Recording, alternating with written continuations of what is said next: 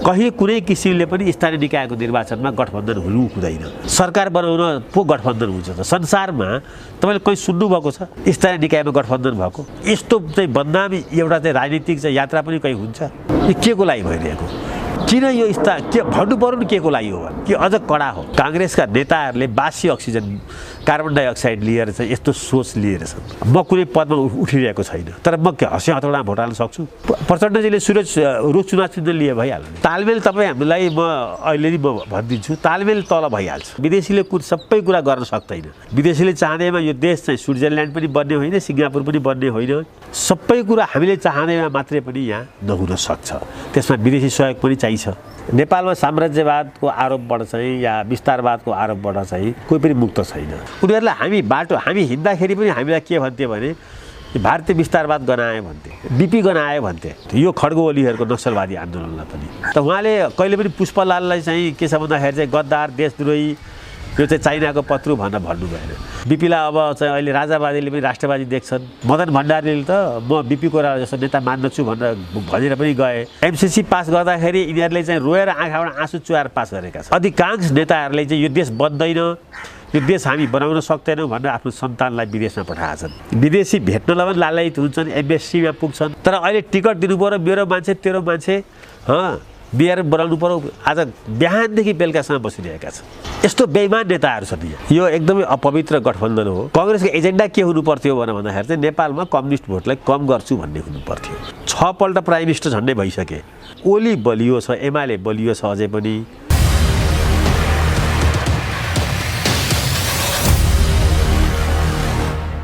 विविध राजनीतिक घटनाक्रममाथि केन्द्रित रहेर कुराकानी गर्नका निम्ति राजनीतिक विश्लेषक पुरञ्जन आचार्य हामीसँग हुनुहुन्छ।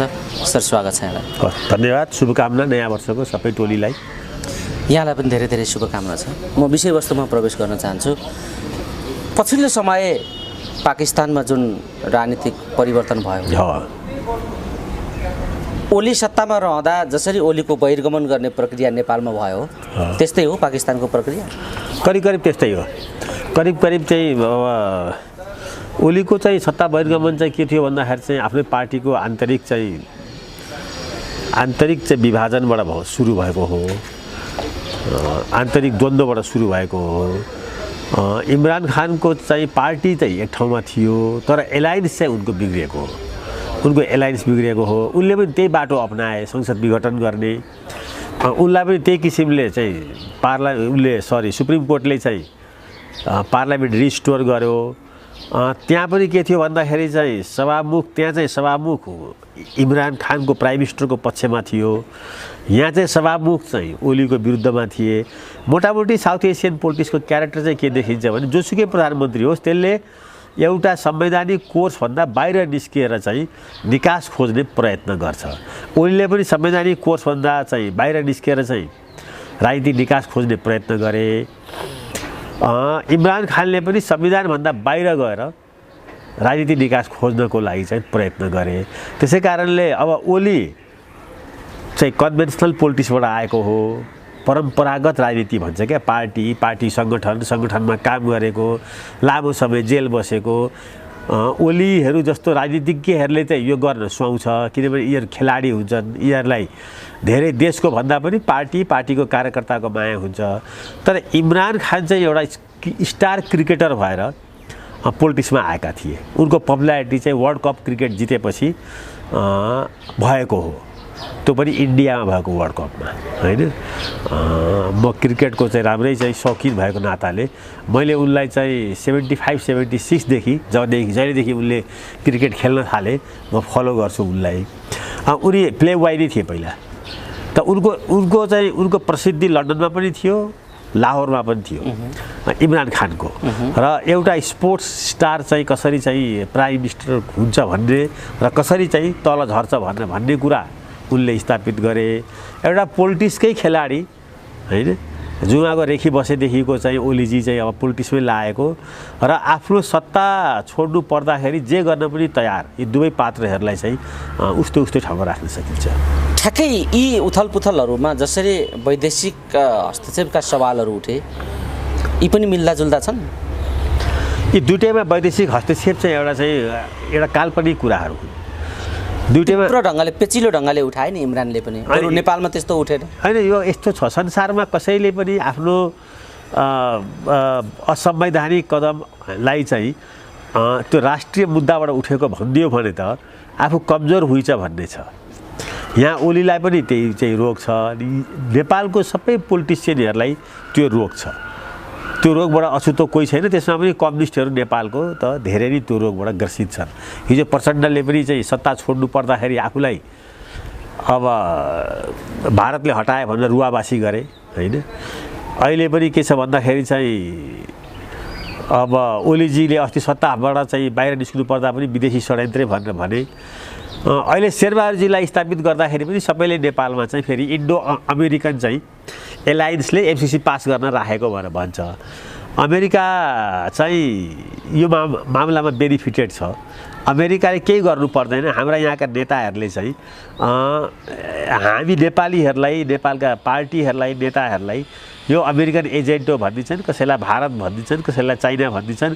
अनि उनीहरू पनि मक्ख पर तिनीहरूलाई आफ्नो मान्छे भन्छन् स्वाभाविक रूपमा चाहिँ उनीहरूले चाहिँ इच्छै नगरिकन पनि उनीहरूको पोल्टामा नेपालका नेताहरू पुगिरहेका हुन्छन् या इमरान खानले चाहिँ अब अहिले त्यहाँ चाहिँ भइरहेको नवाज शरीफको चाहिँ भाइलाई जो लाहोरको चिफ मिनिस्टर सायद दुईपल्ट भएको छ क्यारे अहिले प्राइम मिनिस्टर भएको छन् अब अमेरिकनहरूले चाहिँ ल्याएको भनेर भन्छन् यो हाम्रो साउथ एसियामा यो अहिले चल्छ यो यसमा ल्याउनु पर्दैन यसमा मैले किन यो प्रसङ्ग यताबाट जोडेको भने नेपालको राजनीतिमा धेरै परिवर्तनहरू भए 46 साल हो भनौँ त्योभन्दा अगाडि 7 साल भनौँ 7 सालदेखि यता जति परिवर्तनहरू भए यी परिवर्तनहरूमा वैदेशिक भूमिका मुख्य गरी भारतको भूमिका महत्त्वपूर्ण रह्यो भन्ने कुरा चर्चा छ र यो घाम जतिकै छर्लङ्ग पनि छ त परिवर्तनमा वैदेशिक भूमिका जसरी छ निर्वाचनमा वैदेशिक भूमिका कस्तो रहन्छ हुन्छ कि हुँदैन बताइनुहोस् त कि तपाईँ मान्नुहुन्न परिवर्तनमा वैदेशिक भूमिका थियो भने म 7 सालको परिवर्तनमा भारतको चाहिँ सहयोग थियो म यो मान्दछु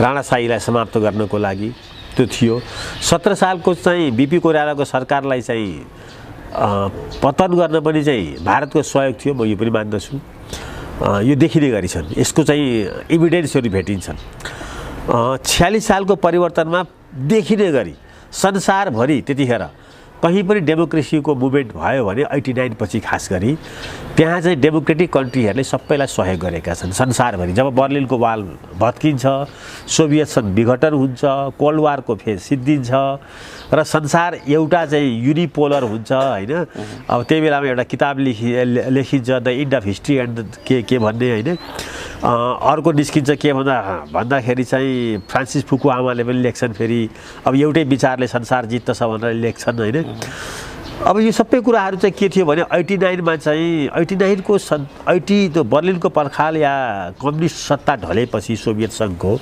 संसारभरि चाहिँ दुई तीन किसिमको आन्दोलनले संसारमै चाहिँ अगाडि आउँछ जसरी दोस्रो विश्वयुद्धपछि संसारमा चाहिँ उपनिवेशवादको अन्तको चाहिँ सिलसिला सुरु हुन्छ त्यस्तै बर्लिनको पर्खाल ढलेपछि र सोभियत सङ्घको विघटनपछि संसारमा डेमोक्रेसीको वेभ सुरु हुन्छ त्यो डेमोक्रेसीको वेभमा चाहिँ त्यतिखेर त्यो 89 90 देखि लिएर मलाई याद छ चाहिँ 2000 सम्म संसारमा चाहिँ त्यति धेरै चाहिँ प्रजातान्त्रिक मुलुकहरू आजसम्म भएको छैन अहिले त धेरै घटिसक्यो हैन अहिले त्यतिखेर त रुस आफै पनि चाहिँ एल्सिनको नेतृत्वमा डेमोक्रेटिक कन्ट्री थियो हैन नेपालमा पनि त्यही बेला हावाहुरी चल्यो त्यो हावाहुरीलाई चाहिँ भारतले मात्रै सहयोग दिएन अमेरिकन सिनेटरहरूले पनि सहयोग दिए जर्मनीले सहयोग दियो बेलायतले सहयोग दियो छिमेकमा भारत भएको हुनाले हामीले भारतलाई चाहिँ चिनिहाल्छौँ देखिहाल्छौँ होइन त्यसकारणले यो के हुन्छ भने संसारमा अब अहिले भनौँ न एक किसिमले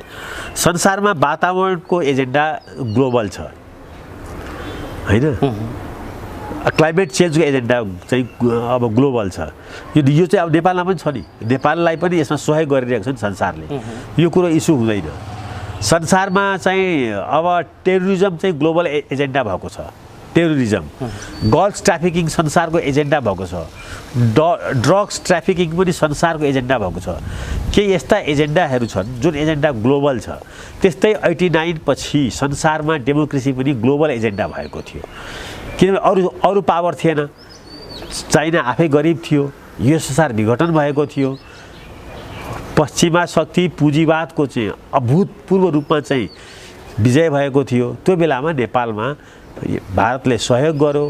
निश्चित रूपमा नेपालमा डेमोक्रेसी आउनलाई भारतको ठुलो सहयोग छ हैन।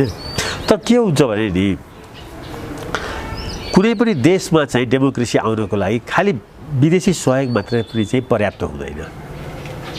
त्यो हुने भए चाइनामा पनि आउँथ्यो होला, तियानमेन स्क्वायर भयो तर आएन त्यहाँ हैन। भियतनाममा आएन, कम्बोडियामा आएन, थाइल्यान्डमा आएन हैन। त्यहाँ पनि अमेरिकनहरूले सहयोग गरिरहेकै थिए। चाइनालाई त अझ कम्युनिस्ट इम्पायर ध्वस्त पार्न लागि परेका थिए। तर त्यो देशमा पनि एउटा जनमत एउटा मध्यमवर्गीय यस्तो हुनुपर्छ जहाँ डेमोक्रेटिक मुभमेन्ट चलिरहेको होस्।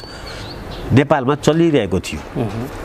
बिपी कोइरालालाई जेलमा हालेदेखि निर्वाचनमा पठाएदेखि एउटा ठुलो जमातले नेपालमा डेमोक्रेसी चाहिन्छ भनेर लडिरहेको थियो, दुःख पाइरहेको थियो, जेलमा थियो, एक्जाइलमा थियो।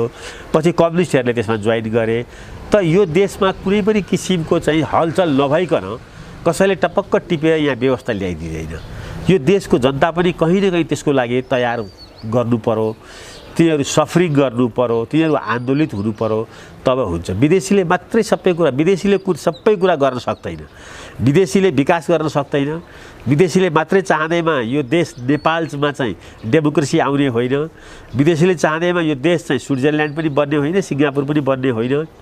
विदेशीले चाहँदैमा मात्रै यो देशमा चाहिँ दलित छुवाछुतको अन्त रातारात हुनेवाला पनि छैन हैन। कयौं कुराहरू छन् जुन यही देशको चाहिँ एउटा परिस्थिति अनुसारले त्यसलाई बिस्तारै बिस्तारै बिस्तारै बिस्तारै डेभलप इभल्भ हुँदै जान्छ हैन। आज बिहान भर्खर म एउटा चाहिँ यो दलितहरूको उसमा थिएँ हैन। अब दलित मुभमेन्टका चाहिँ साथीहरूसँग थिएँ। यही कुराहरू पनि हामीले गऱ्यौँ। हामी चाहन्छौँ यो चाहिँ रातारात सिद्धियोस् भनेर। तर समाजमा 4000 वर्षदेखि चाहिँ यो दलितहरूको चाहिँ मुद्दा चाहिँ एउटा किनारामा परेको मुद्दा छ नि हैन। स्रोतबाट, साधनबाट, राज्यबाट हैन, मानवताबाट उनीहरूले सारा अपमानहरू बेहोरिरहेका छन्। र पनि के छ भन्दाखेरि चाहिँ हामीले हटाउन सकेका छैनौँ। तपाईँ हाम्रै घर परिवारमा पनि यो दलित हो भन्ने खालको फिलिङहरू जुन छ, अब यो कसरी हट्छ? कम्युनिस्ट आन्दोलनले हटाउँछ कि कांग्रेस आन्दोलनले हटाउँछ कि डेमोक्रेटिक मुभमेन्टले हटाउँछ कि हटाउन सकेको छैन। त्यसै कारणले सबै कुरा विदेशीले चाहँदैमा यहाँ हुँदैन। सबै कुरा हामीले चाहँदैमा मात्रै पनि यहाँ नहुन सक्छ। त्यसमा विदेशी सहयोग पनि चाहिन्छ हैन। त्यसकारणले सबै कुरालाई म चाहिँ ब्यालेन्स किसिमले हेर्छु, सन्तुलित किसिमले हेर्नुपर्छ। ठिक छ, तपाईले यो एउटा सन्तुलित ढङ्गले सन्तुलित दृष्टिकोण राख्नु जरुरी छ भन्ने कुरा एउटा सकारात्मक बाटो भयो। तर राजनीतिक आन्दोलनले तीव्र नकारात्मक वैदेशिक दृष्टिकोणहरू विकास गरेको छ। साम्राज्यवाद भनेको छ, विस्तारवाद भनेको छ, प्रतिक्रियावादी कोनी के भनेको छ। यी शब्दकोशहरू जुन छन् राजनीतिले पैदा गरेका, यी शब्दकोशहरूले भड्किएको छ मान्छेको मनोस्थिति। यसलाई समेट्ने पाटो चाहिँ डेमोक्रेटहरूको हो, प्रजातन्त्रवादीहरूको हो। त्यो काम काङ्ग्रेसले गर्छ भन्ने नेपाली राजनीतिमा गर्नुपर्छ गर्छ भन्ने काङ्ग्रेसले भनिआएको कुरा हो। तर काङ्ग्रेस त अर्कै बाटोमा गयो त। अब यसलाई कसले समेट्ने भन्नेतिर मैले अब हेर्नुहोस्, यसमा म तपाईँलाई केही चाहिँ आफैसँग भएको घटनाबाट भन्दा अझ बढी क्लियर हुन्छ कि नेपालमा साम्राज्यवादको आरोपबाट चाहिँ या विस्तारवादको आरोपबाट चाहिँ यसमा यो कोही पनि मुक्त छैन। यसको म जतिखेर कलेज पढ्थेँ, विराटनगरको महेन्द्र मोरङ कलेज पढ्थेँ, म अब लोकतान्त्रिक आन्दोलनमा अलिकति क्रियाशील थिएँ। त्यो कलेजमा अब वामपन्थीहरू पनि या कम्युनिस्टहरू या अखिल पाँचौँहरू पनि थिए। उनीहरूलाई हामी हिँड्दाखेरि पनि हामीलाई के भन्थे भने भारतीय विस्तारवाद गनाए भन्थे। हामीलाई देख्ने बित्तिकै अर्को के भन्थे भने बिपी गनायो भन्थे। हाम्रो कानमा चाहिँ एकपल्ट होइन, हरेक दिन 50 पल्ट पर्थ्यो। ती नेताहरू अहिले चाहिँ माथि चाहिँ एमालेका नेता भएको छन्, ठुल्ठुलो पदमा पुगेका छन्, जो हामीसँगै विराटनगरमा पढ्थे। अब महिला भन्थे बिपी गनाए भन्थे, गिरिजा गनाए भन्थे, भारतीय विस्तारवाद गनाए भन्थे। देख्नु हुँदैन थियो हामीलाई। त खुल्याउनु पर्यो भने एउटा ट्याग त्यसरी लगाइदिन्थे सक्ने। तर अब हामी चाहिँ चाइनिजहरू के अरे कम्युनिस्टहरूलाई चाहिँ धेरै गाली नगरेको चाहिँ नेपालको डेमोक्रेटिक मुभमेन्टले हो। बिपी कोइरालाले कम्युनिस्टहरूसँग मिल्नु भएन हैन, आन्दोलनको लागि कहिले पनि मिल्नको लागि तयार हुनु भएन। तर पनि बिपी कोइरालाले चाहिँ सधैँ के भन्नुभयो भने नक्सलवादी आन्दोलन जुन भएको थियो झापा विद्रोह पनि त्यसलाई पनि उहाँले यो उत्साही युवाहरूको एउटा चाहिँ राजनीतिक अभियान हो भनेर भन्नुभएको थियो यो खड्गो ओलीहरूको नक्सलवादी आन्दोलनलाई पनि त उहाँले त्यसलाई भन्नु सक्नुहुन्थ्यो नि होइन उहाँलाई ज्ञान नभएर उहाँले चाहिँ नभनेको होइन नि त उहाँले कहिले पनि पुष्पलाललाई चाहिँ के छ भन्दाखेरि चाहिँ गद्दार देशद्रोही यो चाहिँ चाइनाको पत्रु भनेर भन्नु भएन नेपालमा दुर्भाग्य के छ भने यो गाली साहित्यको चाहिँ विश्वविद्यालय चाहिँ कम्युनिस्टहरूको बिचमा चाहिँ असाध्यै धेरै छ जहिले पनि 2-4 विश्वविद्यालय यसमा चाहिँ एकले अर्कालाई गाली गर्न साम्राज्यवादको दलाल भारतीय विस्तारवाद त चाहिँ देशद्रोही देश बेचुवा यी सारा चाहिँ जार्गनहरू चाहिँ नेपालको कम्युनिस्ट विश्वविद्यालयको चाहिँ भोकाबुलेरी हो अब पहिला त काङ्ग्रेसलाई धेरै भन्थे अब अहिले नेपाली काङ्ग्रेसले योबाट केही हदसम्म बिपीलाई अब चाहिँ अहिले राजावादीले पनि राष्ट्रवादी देख्छन् कम्युनिस्टहरूले पनि राष्ट्रवादी देख्छन् मदन भण्डारीले त म बिपी कोइराला जस्तो नेता मान्दछु भनेर पनि गए अहिले सिपी मैनालीहरू पनि त भन्न थालेका छन् त्यसले कैयन कुराहरू के छ भने यो समयको कालक्रममा चाहिँ उनीहरू आफै संसदीय भाषमा आएका छन् उनीहरू आफै के छ भन्दाखेरि चाहिँ अहिले तपाईँले हेरिहाल्नुभयो होला प्रचण्ड र चाहिँ के अरे प्रचण्ड शेरबहादुरजी र चाहिँ माधव नेपाल सुभाष नेमाङहरू चाहिँ एउटा भारतीय राजदूत कहाँ चाहिँ को चाहिँ बैठकमा डिनर खान भनेर गएको फोटो अहिले भाइरल भएको छ होइन सहसचिव स्ट्यान्डर्डको यहाँबाट सचिव पुरै भाइरल छ त्यो भाइरल छ अब हिजो भएको भए तपाईँ यो कल्पना गर्न सक्नुहुन्थेन हिजो भएको भए अहिले सुभाष नेमाङलाई कारबाही हुन्थ्यो प्रचण्डको त राजनीति नै सिद्धिन्थ्यो त समयले के गरेको छ भने यिनीहरूलाई पनि सतहमा ल्याएको छ त्यो विश्वविद्यालय पनि अब त्यसका विद्यार्थीहरू पनि बिस्तारै कम होलान् तर पनि नेपालमा के छ भने भारतलाई गाली गर्यो भने अमेरिकालाई गाली गर्यो भने सारा चाहिँ के छ भन्दाखेरि चाहिँ नेताका छोराहरू कहाँ छन् भने अमेरिकामा छन् इभन सबैभन्दा धेरै गाली गर्ने माओवादीका पनि अमेरिकामै छन् मलाई के लाग्छ भने अहिले एमसीसी पास गर्न सबै कम्युनिस्टहरू थर्कमान भएर पास गरेको कारण पनि त्यही आफ्ना सन्तानलाई चाहिँ भेट्न जानलाई फेरि भिसा पाइँदैन कि भनेर होला त्यो पनि डर थियो यिनीहरूलाई एमसीसी पास गर्दाखेरि यिनीहरूले चाहिँ रोएर आँखाबाट आँसु चुहाएर पास गरेका छन् एमसीसी के हो त्यो भिन्दै कुरा भयो तर यिनीहरू किन सबै पास गर्न बाध्य भयो भने नेपाल एउटा यस्तो देश हो जहाँको राजनीति गर्ने राजनीतिज्ञहरूका सन्तान चाहिँ अधिकांशका चाहिँ यो नेपालमा छैनन् तपाईँले र्याङ्क एन्ड फाइलमा यो एउटा खोज भयो तपाईँहरूको यो टेलिभिजन मार्फत चाहिँ अधिकांश नेताहरूले चाहिँ यो देश बन्दैन यो देश हामी बनाउन सक्दैनौँ भनेर आफ्नो सन्तानलाई विदेशमा पठाएका छन् उनीहरूको कन्फिडेन्स छैन हामी यो देश बनाउँछौँ भन्ने सबैले आफ्नो सन्तानलाई उता पठाइसकेर कुनै पनि बेला यहाँ चाहिँ मतलब चाहिँ अर्को राजनीति चाहिँ घटनाक्रम भयो भने आफू पनि उतै जानको लागि भिसा लगाएर बसेका छन् त्यसै कारणले एकपल्ट त म के भन्छु भने यो यहाँको पोलिटिसियनहरू जसरी माओवादीले चाहिँ मलाई लाग्छ आफ्नो जीवनमा मुस्किलले एउटा दुईटा विदेश भ्रमण गरे होलान् एकपल्ट यहाँको कम्युनिस्टहरूले चाहिँ हामी एकपल्ट पनि विदेश जाँदैनौँ हामी भ्रमण गर्दैनौँ भनेर भन्ने हो भने नेताहरूले नेताका चाहिँ अनुयायीहरूले यो देश त्यसले पनि बन्नलाई मद्दत गर्छ आफ्नो सन्तान विदेश पठाएको छन् आफू विदेश जान लालायित हुन्छन्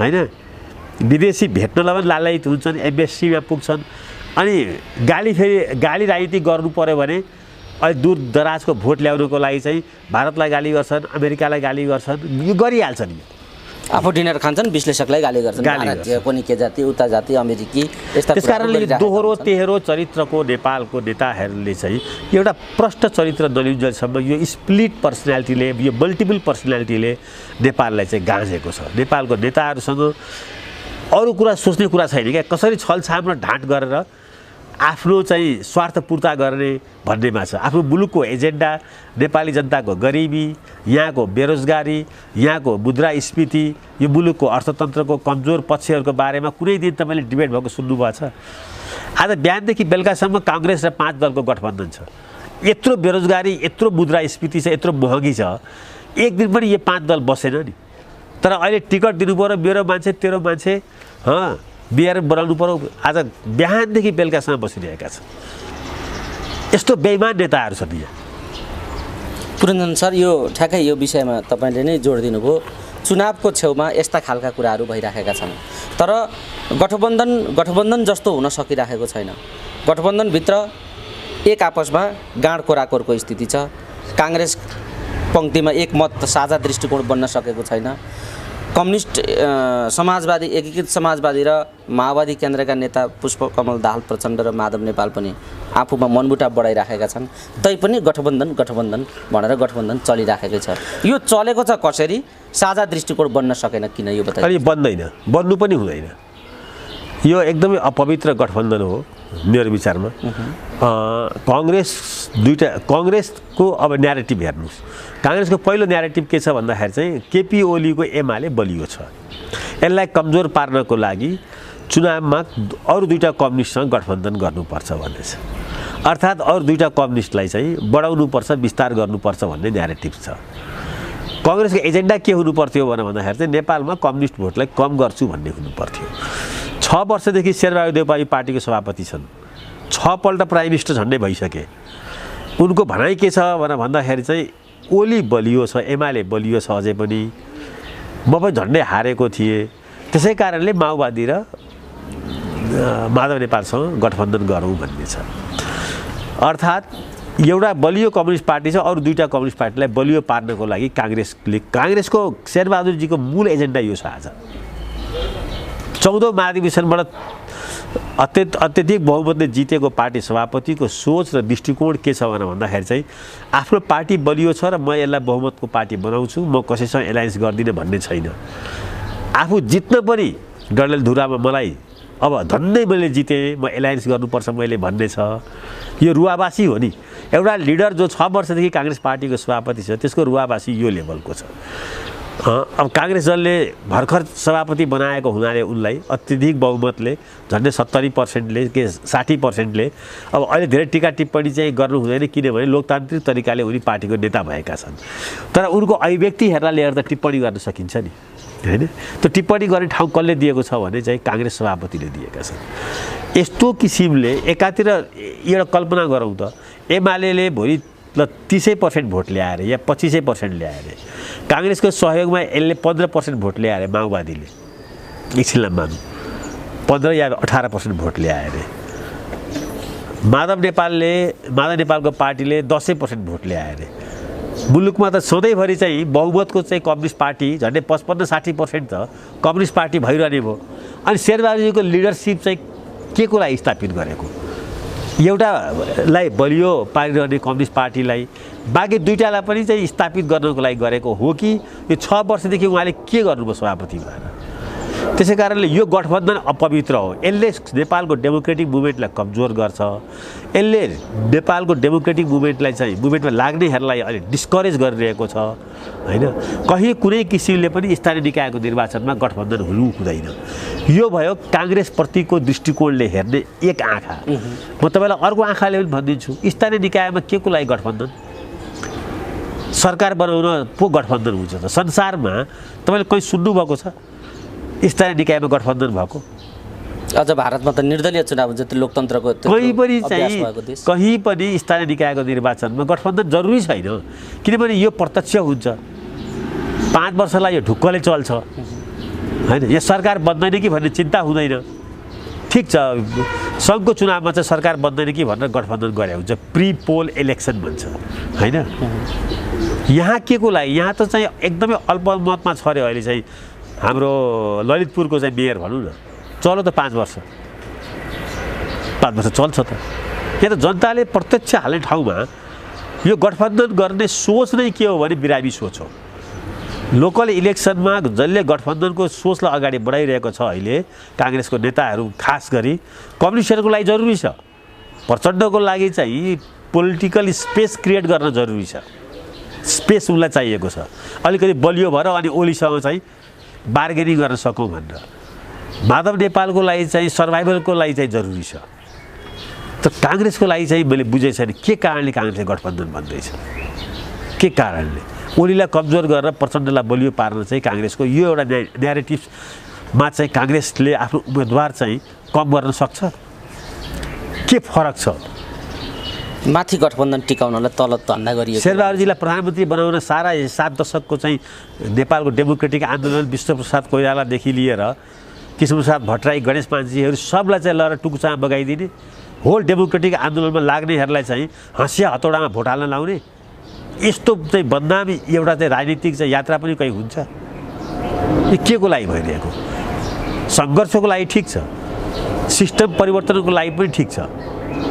यो म कहीँ यसको जस्टिफिकेसन मैले धेरै एङ्गलबाट हेर्दा पनि स्थानीय निकायको निर्वाचनमा मैले शेरबहादुरजीको र शेरबहादुरजी एन्ड कम्पनीले किन यो के भन्नु पर्यो नि के को लागि हो भनेर। एमालेलाई कमजोर पार्ने भन्ने ठिक छ, ल एमाले कमजोर पार्दा अर्को डेमोक्रेटिक पार्टी बलियो हुन्छ त? प्रचण्डजी चाहिँ एमाले भन्दा मोडरेट कम्युनिस्ट हो कि अझ कडा हो?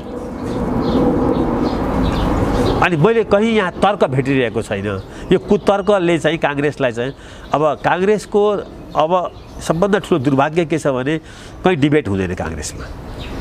आजको काङ्ग्रेसमा कहीँ डिबेट भयो, कोही फ्रेस अक्सिजन लिन खोज्यो भने न यो सब कुराहरू भन्ने हो। त्यसैले तपाईँको टेलिभिजन मार्फतबाट म भन्छु काङ्ग्रेसलाई आज फ्रेस अक्सिजन चाहिएको छ। काङ्ग्रेसका नेताहरूले बासी अक्सिजन कार्बन डाइअक्साइड लिएर चाहिँ यस्तो सोच लिएर छन्। योभन्दा बेकुफीपूर्ण निर्णय चाहिँ अरू हुन सक्दैन। यो एउटा काङ्ग्रेसको पाटो हो, तर तलबाट विद्रोह सुरु भएको छ। कार्यकर्ताले फ्रेस अक्सिजन खोजिराखेका छन् भन्ने कुरा उदयपुरले पनि देखायो, सङ्खुवा सभाले पनि देखायो, कहीँ मान्दैनन्। म तपाईँलाई भन्छु वीरगञ्जले पनि देखायो। यसको अर्थ छ कि काङ्ग्रेसले मान्दैन? यसको अर्थ छ कि छैन? नेपाली काङ्ग्रेस ठुलो अर्थ छ नि। नेपाली काङ्ग्रेसमा शेरबहादुरजीले 14औं महाधिवेशनबाट भर्खर सभापति जित्नुभएको छ। उहाँले यो गठबन्धनको सुगारटा यसै गरी भन्नुभयो भने उहाँको लेजिटिमेसी यही स्थानीय निकायको निर्वाचनमा समाप्त हुन्छ। यो एउटा पाटो तपाईँलाई यहीँ रोकेर यो नेपाली काङ्ग्रेसको पङ्क्ति एउटा दृष्टिकोणको नेपाली काङ्ग्रेसलाई हेर्ने दृष्टिकोण काङ्ग्रेस मात्रै डुब्दा मलाई चिन्ता हुँदैन। यो वामपन्थीहरू आएका छन् नि जोडिन। नेपालको डेमोक्रेटिक मुभमेन्टको मलाई चिन्ता भइरहेछ। अनि यो चिन्तासँग जोडिएर आएका हतियार उठाएर पुरै रक्तपातद्वारा राज्य सत्ता कब्जा गर्छु र सबैलाई ठिक लाउँछु भन्ने प्रचण्ड, हिजो टाउको मोल तोक्ने शेरबहादुर देउबाजी जसरी एक ठाउँ आएर अहिले गठबन्धन गर्दै हुनुहुन्छ स्थानीय निकायको निर्वाचनमा, यो एक ठाउँ आइपुगेका अलिक फरक पात्र माधवजी र प्रचण्डजी पनि मिल्न नसक्नुको कारण के हो? यतापट्टिको आएको अलिकति तपाईँको दृष्टि? दुईटाको पृष्ठभूमि चाहिँ फरक छ। हेर्नुहोस्, दुईटा यिनीहरू तपाईँ एमालेको कुनै पनि सेक्सन मैले धेरै पटक भनेको छु। यो जुन बेला एकदम ठुलो चाहिँ एमाले र माओवादीको एकता भयो, यो एकताको हनिमुन 3 वर्ष टिक्दैन भनेर मलाई लागेको थियो। किनभने दुईटाको विश्वविद्यालय फरक छ, दुईटै नेताहरू आउने फरक छ। एमाले धेरै हदसम्म धेरै किसिमले डेमोक्रेटिक चाहिँ एक्सर्साइजहरू गरेर आएको छ। पञ्चायती व्यवस्थामा पनि यसले भाग लिएको छ, जनपक्षीय भनेर भाग लिँदै आएको छ। त्यसमा 15 रत्न तुलाधरहरूले, द्रोणाचार्यहरूले, थुप्रै मानिसहरूले भाग लिएर पार्लियामेन्टमा आएको छन्, लोकल बडीमा आएका छन्। एमालेको लोकतान्त्रिकरणको प्रक्रिया चाहिँ झन्डै 4 दशकको हुन थाल्यो। माओवादीको चाहिँ लोकतान्त्रिक प्रक्रिया चाहिँ अहिले 2 दशकको पनि भएको छैन। त्यसै कारणले प्रचण्डजीको पार्टी कुनै पनि किसिमले माधवजीसँग गएर मिलेर काम गर्न सक्दैन। यही चुनावमा तपाईँ हामी देख्नेछौँ। जसरी चाहिँ प्रचण्डजी र ओलीजी मिल्नै सक्नुहुन्न भन्ने यो दुईटा छुट्टै विश्वविद्यालय हो। प्रचण्डजीको उत्पत्ति विकास र उहाँको नेतृत्व गर्ने स्टाइल चाहिँ अर्कै छ। यहाँ केपी ओलीको लागि चाहिँ कुनै चाहिँ उनी लोकतन्त्रवादी हुन् भनेर भन्ने ठाउँ कहाँनिर छैन भने अस्तिको चाहिँ उनको चाहिँ त्यो जुन ढङ्गको संसद विघटन भयो 2 पटक चाहिँ, त्यसले गर्दा उनको इमेज तल गएको हो होइन। उनले जुन ढङ्गले संवैधानिक निकायहरूमाथि चाहिँ इन्क्रोचमेन्ट गरे त्यसले गर्दा हो। नभए जे जस्तो भए पनि त्यो पार्टी चाहिँ त्यो एमाले भन्ने पार्टीको त डेमोक्रेटाइजेसन भएको त धेरै अगाडिदेखि हो नि। अब त्यसले गर्दाखेरि चाहिँ अब यो प्रचण्डजीको कस्तो छ भने काङ्ग्रेससँग मिल्नको लागि स्वार्थ हो, काङ्ग्रेसको पनि प्रचण्डजीसँग मिल्ने चाहिँ स्वार्थ हो। तर यहाँ दुबईमा के हो भन्दाखेरि चाहिँ दुबईको स्वार्थ चाहिँ इन्डिभिजुअल भयो। नेपाली काङ्ग्रेसको स्वार्थ कम, शेरबहादुरजीको स्वार्थ धेरै। फेरि प्राइम मिनिस्टर हुनु छ। प्रचण्डजीको चाहिँ पार्टीको स्वार्थ कम, छोरीको स्वार्थ चाहिँ बढी। फेरि छोरीलाई भरतपुरमा स्थापित गराउनु छ। यी दुवैको व्यक्तिगत स्वार्थले गर्दाखेरि चाहिँ के भएको छ भन्दाखेरि चाहिँ दुवै पार्टीको चाहिँ नेताहरूलाई चाइलेन्ज चाहिँ आफ्नै पार्टीबाट आएको छ। शेरबहादुरजीलाई आज चाहिँ पर्सादेखि लिएर उदयपुरसम्म, जुम्लादेखि लिएर चाहिँ हुम्लासम्म सबैतिरबाट मलाई लाग्छ डडेलधुराईबाट पनि चाहिँ उहाँलाई च्यालेन्ज आउँछ कि हामी माओवादीसँग यहाँ एकीकृत समाजवादीसँग मिल्दैनौँ भनेर। त्यसले गर्दाखेरि नेताहरू अब अहिले चाहिँ आफ्नो ग्रिप चाहिँ लुज गर्दैछन् पार्टीभित्र। शेरबहादुरजी भर्खर सभापति हुनुभएको छ, उहाँको ग्रिप चाहिँ फुस्किँदैछ पार्टीभित्र। उहाँको कमान्ड कन्ट्रोल अब पार्टीमा रहन सक्ने स्थिति छैन अगर यस्तो निर्णय गर्नुभयो भने। कोही टेर्दैन। 5 वर्ष 10 वर्षदेखि मान्छेले स्थानीय निकायको निर्वाचनमा चाहिँ रुख चुनाव चिन्ह लिएर लड्छु भनेर चाहिँ तपस्या गरेर बसेको छ। आज त्यो मान्छे र त्यसको सारा चाहिँ त्यो चाहिँ मेहनतलाई चाहिँ होइन त हँसिया हतौडामा भोट हाल भन्ने बित्तिकै मान्दछ। तपाईँ एउटा कुरा म तपाईँलाई एक्जाम्पल दिन्छु। म कुनै पदमा उठिरहेको छैन, तर म के हँसिया हतौडामा भोट हाल्न सक्छु? म आफै सक्दिनँ। म जस्ता हजारौँ मान्छे छन् काङ्ग्रेसमा जो उम्मेदवारको आकाङ्क्षी पनि छैनन्, तर हँसिया हतौडामा भोट हाल्दाखेरि हो अगर नेपाली काङ्ग्रेसले भन्न सक्नु पर्यो जोरदार रूपमा, जसरी कमल थापालाई चाहिँ उनले ल्याए नि के अरे चाहिँ सूर्य चुनाव चिन्हमा, प्रचण्डजीले रुख चुनाव चिन्ह लिए भइहाल्यो नि। रुखमा चुनाव लड्ने वातावरण बनाए भयो काङ्ग्रेसले गठबन्धनै गर्ने जति हुन्छ। यो एउटा अभ्यास तपाईँले बताउनु हो। तर जसरी अहिले यो स्थितिमा उहाँहरू द्वन्द्वका बीच चुनावमा जाने कुरा गरिराख्नु भएको छ, जसरी काङ्ग्रेस भनेको मै हुँ भनेर शेरबहादुरजी सभापति पनि हुनुहुन्छ, विधान त काङ्ग्रेसको विधान त उहाँ नै हो सभापति, तर काङ्ग्रेस जम्मै काङ्ग्रेस भनेको शेरबहादुर हो भन्ने ढङ्गले जसरी उहाँ निर्णय गर्दै जानुभएको छ र जसरी विद्रोह आएको छ, अब परिणाम कस्तो हुन्छ होला निर्वाचनको परिणाम? शेरबहादुरजी डेमोक्रेटिक पार्टीको नेता हो, कम्युनिस्ट पार्टीको होइन। प्रचण्डलाई जे गरेर पनि आफ्नो पार्टीमा छुट छ। जतिसुकै पार्टी सानो होस् त्यही कारणले गर्दा त वैद्य, विप्लव, बाबुराम, बादल सबै छोडेर हिँडिसके होइन। के प्रचण्डजीलाई जे गर्न पनि छुट भएको हुनाले नि भएको हो। शेरबहादुरजीलाई त्यो छुट छैन। शेरबहादुरजीलाई त केन्द्रीय कार्य समितिमा च्यालेन्ज आउँछ, शेखर कोइरालाले च्यालेन्ज गर्छन्, गगनले च्यालेन्ज गरिरहेकै छन्। हामी मान्दैनौँ भनेर छ, गर्नु हुँदैन भनेर छ। हिजो विश्वप्रकाश पनि सुन्दै थिएँ म, महामन्त्री हुन्। नेपाली काङ्ग्रेस पार्टीमा विश्वप्रसाद कोइरालाले चाहिँ म सशस्त्र चाहिँ क्रान्ति गर्छु अब भारत बस्छु भन्दा कृष्णप्रसाद भट्टराईले चाहिँ म गर्दिनँ भनेर त यहाँ बस्नुभयो। यो त्यस्तो पार्टी हो होइन, पार्टी नै त्यस्तो हो। यो निर्णय अब गठबन्धनको यो निर्णय बदलिने सम्भावना छ त? नेपाली काङ्ग्रेसको यो दबाब सिर्जना भएको छ, यसले गठबन्धन तोडेर सिङ्गल आफ्नो तरिकाले आफ्नो पार्टीको चुनाव चिन्ह लिएर आफू चुनावमा जाने खालको सिङ्गल वातावरण बन्छ। अब यो वातावरण बिथोल्ने काम नेताहरूले गरे। यो सडककै तल चाहिँ के हुन्थ्यो भने गठबन्धन भन्नु पर्दैन, तल मिलिहाल्थे। तल चाहिँ वार्डमा ल त 2 ठाउँमा जित म 3 ठाउँमा जित्छु भनेर तल त जित्नको लागि चुनाव लड्छन् नि। अनि माथि जति गठबन्धन गरे पनि तल एउटा तलको गठबन्धन अर्कै छ। तपाईँलाई भन्नु मनोविज्ञान तल अर्कै छ। रोल्पाको थवाङमा पनि आजभन्दा 5 वर्ष अगाडि भएको लोकल इलेक्सनमा कङ्ग्रेस र विप्लवको पार्टी मिलेर उठेको थिए। त्यो तल हुनसक्छ, त्यो तल चाहिँ तालमेल हुनसक्छ। नेपाली काङ्ग्रेसले गरेको निर्णय जुन थियो स्थानीय आवश्यकता अनुसार तालमेल गरी अगाडि बढ्ने भन्ने त्यो बेस्ट शब्द र बेस्ट निर्णय भएको थियो। त्यसको आफ्नै केन्द्रीय कार्य समितिले गरेको निर्णयको विपरीत चाहिँ शेरबहादुरजी जान खोज्दा र शेरबहादुर एन्ड कम्पनी जान खोज्दाखेरि आज महामन्त्री द्वय लगायत शेरबहादुरजीलाई च्यालेन्ज गर्ने शेखर कोइरालाहरूले छुट्टै किसिमले दबाब दिनु परेको हो। आफ्नै केन्द्रीय कार्य समितिले गरेको निर्णय विपरीत चाहिँ शेरबहादुरजी अगाडि बढ्न खोज्दै हुनुहुन्छ। काङ्ग्रेसले यो चाहिँ मान्दैन। तालमेल तपाईँ हामीलाई म अहिले नै म भनिदिन्छु, तालमेल तल भइहाल्छ, स्थानीय आवश्यकता अनुसार तालमेल तल भइहाल्छ। तर यहाँबाट गर्ने निर्णय चाहिँ जुन छ नि, यहाँ काठमाडौँमा बसेर गर्ने निर्णयले यो नेपालको विकास मोडल पनि यही भएर आजसम्म नेपालीको विकास नभएको हो। सबै विकास मोडल काठमाडौँ, सिंहदरबार, अनि के अरे बालुवाटार होइन, बडे विद्वानहरूको जार्गनले गर्दा देशको आर्थिक नीति नै चाहिँ कहिले पनि चाहिँ तलको कुरा सुनेर चाहिँ नेपालमा चाहिँ विकासको मोडल तयार गरेको भए आज नेपालमा यत्रो चाहिँ अपर्च्युनिटी हुँदा पनि किन विकास भएन? माथि हार्वर्ड र चाहिँ के अरे चाहिँ अक्सफोर्ड चाहिन्छ र नेपालको विकास गर्नलाई? किसानको कुरा सुनेको भए पो त किसानले भन्थ्यो म खेतमा यसरी उत्पादन गर्न सक्छु, मलाई यो सहयोग दियो भनेर। कुनै पनि नेपालको विकास मोडल जसलाई जो टार्गेट ग्रुप हो त्यसको कुरा सुनेर चाहिँ भएकै छैन। त्यस्तै अहिले चाहिँ नेपाली काङ्ग्रेसको कुनै पनि चाहिँ निर्णयहरू अहिले जुन बैठक हुन्छ, आज बिहान पनि भएको थियो, भरे साँझ पनि होला, आज सोमबार म तपाईँसँग यो कुरा गर्दाखेरि 5 गते हो, यहाँ बसेर गरिने कुनै पनि निर्णयहरू तलकोले मान्दैन।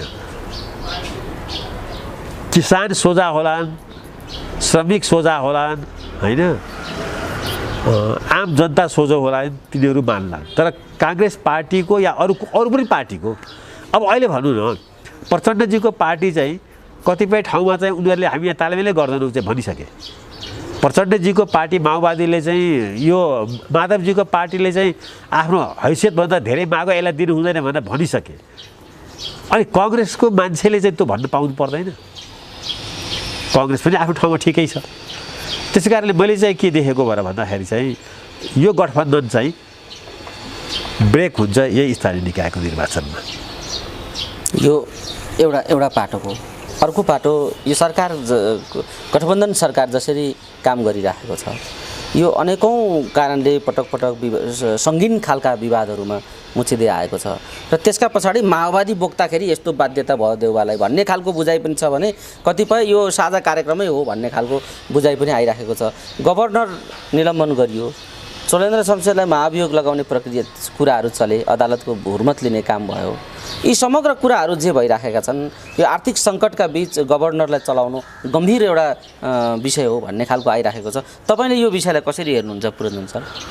अब हेर्नु के गर्दैछ यो गठबन्धन सरकार, वास्तवमा के गर्दैछ? यो गठबन्धनको चाहिँ अहिले सरकार चलाउनलाई बनेकै थिएन। जति दिन अगाडि बढ्छ त्यति दिन यसले समस्या ल्याउँछ। यो वास्तवमा 3 तहको निर्वाचनको लागि मात्रै थियो। यसले अरू के पनि नगरिकन खुरुक्क लाएर 3 तहको निर्वाचन गरिदिएको भए यो गठबन्धनलाई म्यान्डेट पनि त्यति नै हो। म्यान्डेट पनि भनौँ न, अब जुन ढङ्गले आउँछ कुनै पनि चिज चाहिँ परिवर्तन नगरिकन अहिले चाहिँ गभर्नरलाई हटाउनु पर्ने केही कारण म देखिरहेको थिइनँ। होइन, म देख्दिनँ। म पनि अर्थशास्त्रकै विद्यार्थी हुँ, म देख्दिनँ। तर अब के हुन्छ भने यहाँ जहिले पनि चाहिँ पोलिटिकल लिडरहरू कहिले पनि चाहिँ यहाँ आफूलाई रङ चाहिँ ठहराउन चाहँदैनन्। कुनै पोलिटिकल लिडरहरूले मैले गल्ती गरेँ भनेको छ आजसम्म छैन नि। उसले सक्छ, उसले गल्ती देखाइन्छ कसलाई भन्दाखेरि चाहिँ गभर्नरलाई। त्यसै कारणले नेपालमा के छ भने नेताहरूले फेरि चाहिँ यहाँका नेताहरू चाहिँ ब्रह्मा विष्णु महेश सबै हुन्। कसैलाई पनि चाहिँ आफ्नो ज्ञानको बारेमा शङ्का छैन, न ओलीजीलाई, न देउपाजीलाई, होइन, न चाहिँ के छ भन्दाखेरि प्रचण्डजीलाई प्रवचन दिनु पऱ्यो भने यहाँ घन्टौँ दिन सक्छन्। अब त्यो प्रवचन अरूसँग पनि अलिकति लिउ ज्ञान। यसमा यो सबै कुराहरूमा पहिलाको फर्स्ट जेनेरेसनका नेताहरू चाहिँ अलि लचिलो, अलि फराकिलो थिए।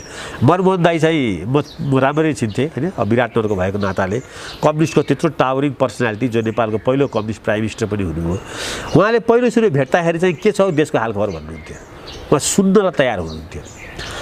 आजको नेपालको कुनै अर्थविज्ञ पनि कोही सुन्न चाहँदैन, त्यो तलको कुरा कोही सुन्न चाहँदैन, कोही पोलिटिसियन पनि सुन्न चाहँदैन। ब्युरोक्रेसीले त सुन्न छोडेको 4 दशक भइसक्यो।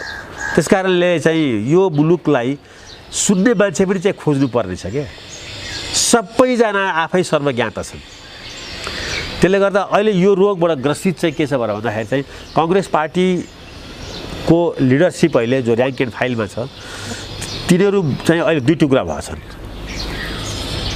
गगन शेखर कोइराला, विश्वप्रकाशहरू जनताले बोलेको कुरा, या धनराज पनि जनताले बोलेको कुरा पार्टीभित्र चाहिँ स्थापित गर्न खोज्दैछन्। शेरबहादुरजी, रामचन्द्र कृष्ण सिटौलाहरू चाहिँ जनताको विरोधी जस्तो भएर चाहिँ काङ्ग्रेसको पनि विरोधी भइसके। अहिले आफ्नै पार्टीको पनि विरोधी जस्तो भइसके। मैले चाहिँ यो गठबन्धनको औचित्य मैले सुरुमै भने कहीँ पनि देख्थिनँ, केही पनि देख्थिनँ। त्यस कारणले अब यसलाई जति लामो कुरा गरे पनि माधवजी यही बिचमा माधवजी घुर्काइराख्नु भएको छ, त्यसले राम्रै गर्छ। अब त्यसो भए उहाँको घुर्काइ जुन आइरहेको छ, मैले त्यसै कसैले कसैको घुर्काइ सुन्नु पर्दैन क्या। छोडिदिन्छु गठबन्धन भन्ने एकदम राम्रो कुरा हो त्यो। वास्तवमा चाहिँ आज चाहिँ गठबन्धन छोड्ने राख्ने भन्ने ठुलो कुरो छैन क्या। आज माधवजीको पार्टी बन्छ कि बन्दैन यो हेर्नुपर्छ। आज प्रचण्डजीको पार्टी बन्छ कि बन्दैन यो पनि एउटा च्यालेन्ज छ। आज पार्टी अहिले पनि 2टै छ, एउटा काङ्ग्रेस छ, एउटा चाहिँ एमाले छ, होइन।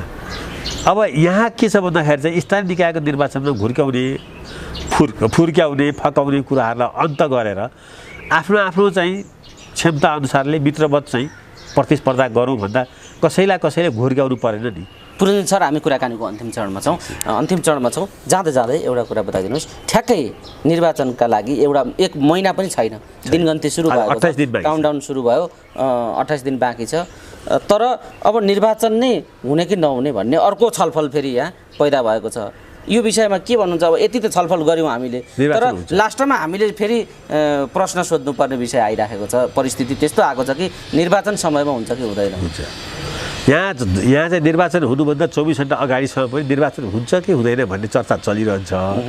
हरेक कुराको चर्चा यस्तै हो। जन्मसङ्ग्रहदेखि म पनि राजनीतिसँग बुझ्दैछु। 36 साल 37 सालको जन्मसङ्ग्रह यो हुन्छ र राजाले गर्ला र सेनाले गर्न देला र भइहाल्यो। 46 सालमा पनि यो आन्दोलन होला र सफल होला र भइहाल्यो। कम्युनिस्ट पनि कहीँ नेपालमा प्राइम मिनिस्टर हुन्छ, यो भारतले हुनै दिँदैन। अहिले यताको दिनमा हेर्नुहोस् त, कम्युनिस्टको प्रधानमन्त्रीको ताती छ। कतिवटा कम्युनिस्ट प्राइम मिनिस्टर छन्। कङ्ग्रेसबाट प्राइम मिनिस्टर भएको त सायद शेरबहादुरजी मात्रै होला, अरू कोही छ?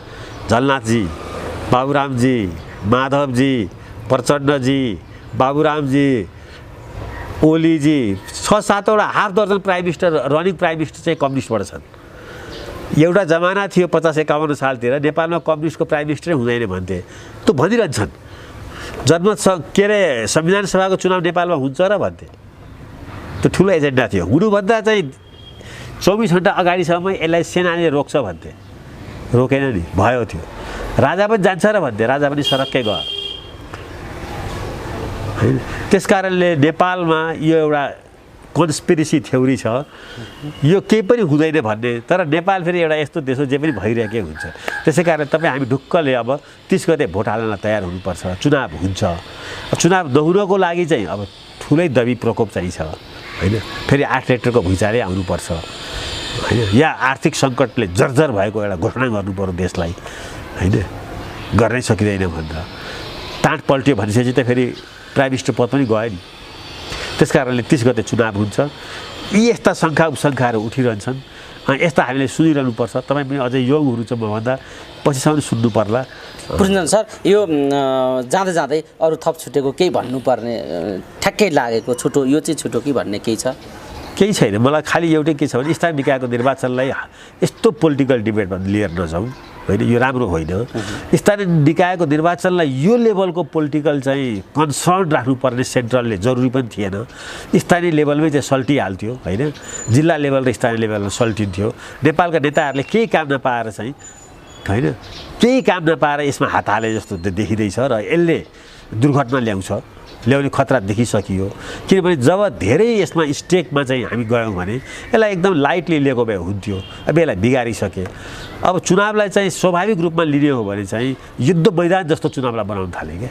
यहाँ मेरो हुनुपर्छ, यहाँ तेरो हुनुपर्छ। एउटा स्थानीय निकायको निर्वाचन भनेको यो विकासको कुरा हो, अलिअलि विकास गर्छन्, जसले जिते पनि यो गर्नुपर्छ भनेर एउटा लाइटली लिएको भए र सेन्ट्रल लेभलबाट यस्तो हस्तक्षेप नगरेको भए आज माहौल अर्कै हुन्थ्यो।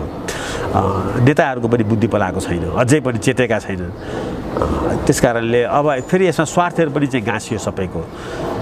अब दुर्भाग्य छ, हामी अझै चाहिँ राजनीतिको चाहिँ त्यो जुन ढङ्गको डेमोक्रेसीको चाहिँ सुन्दर पक्ष गएको हुन्छ, निर्वाचन मात्रै होइन, निर्वाचनलाई लिएर सोच जुनहरू हुन्छ नेताहरूको, जसरी उनीहरूले बुझ्नुपर्छ निर्वाचनलाई मात्रै होइन कि निर्वाचनको परिणामलाई मात्रै होइन कि त्यो डेमोक्रेटिक एक्सर्साइजमा आम जनता पनि छ नै, त्यहाँ उनीहरूको विकास, समृद्धि, स्थिरता सबै कुराहरू चाहिँ जोडिएको छ भनेर त्यो सोच्ने फुर्सद चाहिँ निकालौँ, त्यति हो मेरो। हवस्, समय दिनुभयो, यहाँलाई धेरै धेरै धन्यवाद छ।